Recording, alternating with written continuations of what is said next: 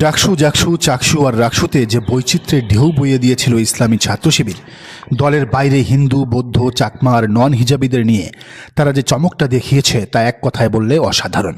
এখন এই একই ফর্মুলায় আগাচ্ছে জামায়াতে ইসলামীও। আগামী জাতীয় সংসদ নির্বাচনে দলটি তার পুরনো ফরম্যাট থেকে একেবারেই বের হয়ে আসছে। যুগের চাহিদা, সমাজের আকাঙ্ক্ষা, তরুণদের প্রত্যাশা আর ভিন্ন ধর্মাবলম্বীদের ভরসা সবকিছু মাথায় রেখেই ঢেলে সাজাচ্ছে এবারের প্রার্থী তালিকা। সেখানে কারা থাকছেন? নারী এবং অমুসলিম প্রার্থী। জামাতের ইতিহাসে এমন নজির নেই। তারা এদেশের কোনো নির্বাচনেই নারীদের প্রার্থী করেনি, অমুসলিমদের তো নয়ই, কিন্তু এবার করছে। কারণ জামাত এখন আর কেবল ওয়েলফেয়ার নয়, পলিটিক্স করছে। তারা পুরোদমে রাজনীতিটাই করছে 5 আগস্টের পর, এবং সেটা এদেশের বাস্তবতা মাথায় রেখেই। এতদিন যাই না যাই নিজেদের কাজটা করে যাই এমন দোলাচলে থাকলেও জামাত ক্ষমতায় যাওয়ার জন্য এবার জোর প্রস্তুতি নিচ্ছে। তাই তারা শোডাউন করছে, গ্রামে মিটিং সালিশে যাচ্ছে, থানায়, অফিস, আদালতে যোগাযোগ বাড়াচ্ছে, এমনকি আন্তর্জাতিক সব চ্যানেলে নিজেদের মেলে ধরছে। পাওয়ার পলিটিক্সে যে পেশি শক্তির প্রয়োজন সেটিও বুঝে গেছে জামাত। তাই তো জনসমাবেশে হচ্ছে গরম গরম বক্তৃতা।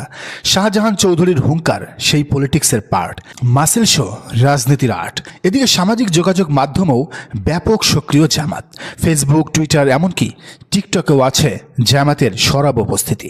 জামাত যে গণতান্ত্রিক উপায়ে রাষ্ট্র ক্ষমতায় যেতে চায় তা নিয়ে পশ্চিমারা দুটি জায়গায় জোর দিয়ে প্রশ্ন তুলেছে: ইনক্লুসিভিটি অ্যান্ড ওমেন পার্টিসিপেশন। জামাত বলেছে, আমরা দুটোই করছি। আমাদের দল থেকে সংসদে কেবল মুসলিম আর পুরুষরা নয়, যাবেন নন মুসলিম আর নারীরাও।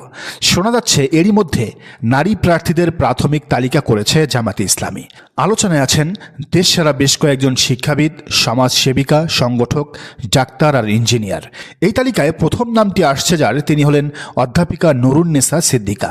5 আগস্টের পর এই নামটি জামাত এবং জামাতের বাইরেও মিডিয়ায় বেশ আলোচিত। জামাতে ইসলামীর মহিলা বিভাগের কেন্দ্রীয় সেক্রেটারি জেনারেল নুরুন্নেসা সিদ্দিকা একজন শিক্ষাবিদ, সমাজসেবিকা এবং তুখোর সংগঠক। শেখ হাসিনার ফেসিবাদের আমল থেকেই তিনি দলকে চাঙ্গা রেখেছেন, কাজ করছেন নিরলসভাবে। এর পরের নামটি আপনাদের আরও বেশি পরিচিত, ইঞ্জিনিয়ার মার্দিয়া মমতাজ। বুয়েটের সিভিল ইঞ্জিনিয়ারিং বিভাগের প্রাক্তন এই শিক্ষার্থী বিশ্ববিদ্যালয় শিক্ষক, প্রকৌশলী এবং তুখোর বক্তা। জামাতের হয়ে টিভি টক শোতে একাই লড়ছেন এই নারী। এরই মধ্যে অর্জন করেছেন তুমুল জনপ্রিয়তাও। শোনা যাচ্ছে জামাত তাকে শুধু টকশো নয়, নিতে চায় সংসদেও। এছাড়া সাবেক 2 সংরক্ষিত আসনের এমপিও আছেন জোর আলোচনায়। ডাক্তার শফিকুর রহমানের স্ত্রী ডাক্তার আমিনা রহমান, যিনি জামায়াতে ইসলামীর কেন্দ্রীয় কর্মপরিষদ সদস্য ও মজলিসে শুরা সদস্য ছিলেন 2001 সালের এমপি। সাবেক এমপি শাহানারা বেগমও এবার দাঁড়াতে পারেন ঢাকার কোনো একটি আসন থেকে। ঢাকা মহানগরী দক্ষিণ মহিলা বিভাগ জামায়াতের অভিভাবক সদস্য ও কেন্দ্রীয় মজলিসে শুরা সদস্য তিনি ছিলেন সাবেক এমপি। ব্যারিস্টার সাবিকুন নাহারকে নিয়েও চলছে কানাঘুষা। সুপ্রিম কোর্টের আইনজীবী তিনি। মহিলা বিভাগ জামাতে ইসলামীর সহকারী সেক্রেটারি জেনারেল। তাছাড়া ডাক্তার আবদুল্লাহ মোহাম্মদ তাহের এবং অ্যাডভোকেট শিশির মোহাম্মদ মনিরের স্ত্রীকে নিয়েও ভাবছে জামাত। তাদের একজন ডাক্তার, আরেকজন আইবিএ গ্রাজুয়েট, গ্রামীণ ফোনের সাবেক টিম লিডার। জামাতে শুধু নারী নয়, এবার অন্যতম চবক হবেন হিন্দু প্রার্থীরাও। শ্রী কৃষ্ণ নন্দী, বাংলাদেশ জামায়াতে ইসলামী অমুসলিম শাখার খুলনা জেলা শাখার সভাপতি এই হিন্দু নেতা খুলনা 1 তথা ডাকব বটিয়াঘাটা আসনে প্রার্থী হতে পারেন দাঁড়িপাল্লার। জামায়াতে ইসলামী অমুসলিম শাখার মাগুরা জেলা সভাপতি প্রখ্যাত চিকিৎসক, বীর মুক্তিযোদ্ধা শ্রী পরেশকান্তি সাহা মাগুরা 2 আসনে প্রার্থী হতে পারেন জামাতের।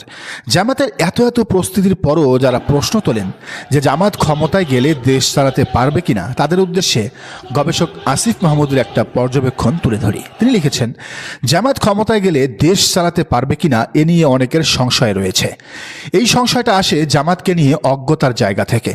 জামাতের জনশক্তি সম্পর্কে ধারণা থাকলে যে কেউ এটা বুঝতে পারবেন যে জামাত খুব ভালোভাবেই দেশ চালাতে পারবে। জামাত ইতিমধ্যেই দেশে বিদেশে বিভিন্ন স্টেক হোল্ডারদের সাথে মিটিং করেছে। ওয়ার্ল্ড ব্যাংক, IMF, বিভিন্ন দেশের রাষ্ট্রপ্রধান, ব্যুরোক্রেটস অনেকের সাথেই দ্বিপাক্ষিক বৈঠক করেছে, বিভিন্ন বিষয় নিয়ে মত বিনিময় করেছে। আমিরা জামাত চষে বেরিয়েছেন অনেকগুলো দেশে, আমেরিকা, ইউরোপ, লন্ডনে। ইন্টারন্যাশনাল অ্যাফেয়ার্স ডিল করার সক্ষমতা জামাতের আছে তা এখান থেকেই বোঝা যায়। এর বাইরে জামাত আরেকটা বড় কাজ করেছে। বিদেশে উচ্চশিক্ষা শেষ করা কিংবা ভালো অবস্থানে থাকা জনশক্তিদের অনেককেই তারা দেশে ফিরিয়ে এনে নির্বাচনকে কেন্দ্র করে কাজ করাচ্ছে। অনেককে এমপি প্রার্থী করেছে। নির্বাচনের পরও বাইরে থাকা অনেক ব্রেনকে জামাত দেশে নিয়ে আসবে দেশের জন্য কাজ করাতে। জুলাইয়ে রিভার্স ব্রেইন ড্রেইনের একটা হাইপ উঠেছিল ঠিকই, কিন্তু তেমন কেউ দেশে ফিরে আসেনি। কিন্তু আমিরে জামাতের এক ডাকে অনেকে বিদেশের আয়েশি জীবন ছেড়ে দেশে এসে গ্রাম নগর চষে বেড়াচ্ছেন। জুলাইয়ে যা ছিল ফ্যান্টাসি, জামাত সেটাকেই রূপান্তর করেছে বাস্তবে। জামাতে পেশাজীবী অনেক মানুষ আছেন, ডাক্তার, ইঞ্জিনিয়ার, অ্যাডভোকেট, ব্যারিস্টার সহ নানান শ্রেণীর পেশার মানুষ। জামাতের আছে ছোট বড় অসংখ্য প্রতিষ্ঠান, হাসপাতাল আছে, ব্যাংক আছে, বড় বড় শিক্ষা প্রতিষ্ঠান আছে। এই প্রতিষ্ঠানগুলো কিন্তু জামাত নিজেদের জনশক্তি ব্যবহার করে চালিয়ে আসছে এবং এসেছে। জামাতে শহীদ মীর কাসেম আলী মিন্টুর মতো উদ্যোক্তা ছিলেন, যিনি ইবনে সিনা ট্রাস্টের প্রতিষ্ঠাতা, এবং এখনও অনেকেই এমন মানুষ আছেন। জামাতের যে জনশক্তি আছে তাদের যোগ্যতা এবং সক্ষমতা বাংলাদেশে একটা নীরব বিপ্লব ঘটানোর জন্য যথেষ্ট। আর জামাতের সবচেয়ে বড় শক্তি কি জানেন? তাদের বড় শক্তি হলেন আমিরে জামাত। এই লোক একই সাথে ভীষণ দরদি, নরম মানুষ, আবার খুবই শার্প পলিটিক্যাল অ্যান্ড ইন্টারন্যাশনাল অ্যাফেয়ার্সের ক্ষেত্রে। আমিরে জামাত বাকি সব জামাত নেতৃবৃন্দের চেয়ে বেশি স্মার্ট, যুগের সাথে তাল মিলিয়ে চলতে পারেন এবং যুগের বাস্তবতাটাও বুঝতে পারেন। ফলে তিনি জামাতকে যথেষ্ট ডাইনামিক রেখেছেন। এখন তার নেতৃত্বে জামাতের যেই সরকার গঠিত হবে সেটা বাংলাদেশের রাষ্ট্র পরিচালনার ক্ষেত্রে এক অনন্য নজির স্থাপন করবে ইনশাআল্লাহ। আর সবচেয়ে বড় কথা, একটা দেশ যদি এগিয়ে যেতে হয় ক্যারিসমেটিক কিছু না করেও শুধুমাত্র সৎ, দক্ষ, যোগ্য নেতৃত্বের আন্ডারে থাকলে সেই দেশ এগিয়ে যাবেই আপন গতিতে। আর এটা সত্য যে জামাতের নেতারা সৎ এবং দুর্নীতিপ্রবণ নন।